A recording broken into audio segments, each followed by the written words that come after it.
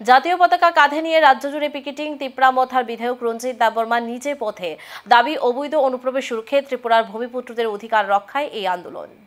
জাতীয় পতাকা কাঁধে নিয়ে পূর্ব ঘোষণা অনুযায়ী তিপ্রাসা সিভিল সোসাইটি আজ সকাল থেকে রাজ্যের ৪৫টা স্থানে ২৪ ঘন্টা বন্ধের সমর্থনে পিকেটিং করছে।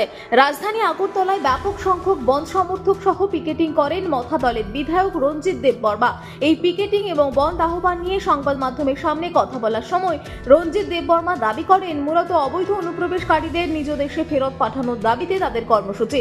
রাজ্যের বর্তমান বিধায়ক তথা প্রাক্তন জঙ্গি নেতা দাবি করেন, দেশের সরকারের নির্দেশ অনুযায়ী বেশ কয়েকটা রাজ্যের সরকার এই বিষয়ে ইতিমধ্যেই পদক্ষেপ গ্রহণ করলেও অজানা কারণে ত্রিপুরা সরকার কোনো ব্যবস্থা গ্রহণ করছে না। এই অবস্থায় দাঁড়িয়ে অবৈধ অনুপ্রবেশকারীদের বিরুদ্ধে প্রয়োজনীয় ব্যবস্থা গ্রহণের দাবি সহ মোট ৮ দফা দাবিতে এই বন্ধ আহ্বান করা হচ্ছে দাবি করেন রঞ্জিত দেববর্মা। এই ঘটনা, এই বন্ধ যেহেতু সরকারের শরিক অংশ দাবি করেছে, তাই জনমানুষে তীব্র প্রতিক্রিয়া তৈরি হওয়ার পাশাপাশি সরকারের ভূমিকা নিয়ে বিভিন্ন আঙ্গিকে আলোচনা পর্যালোচনা चलছে।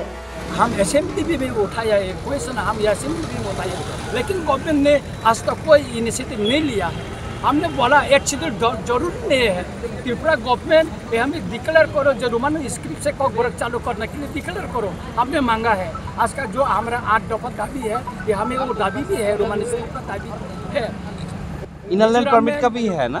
इनर लाइन परमिट भी है।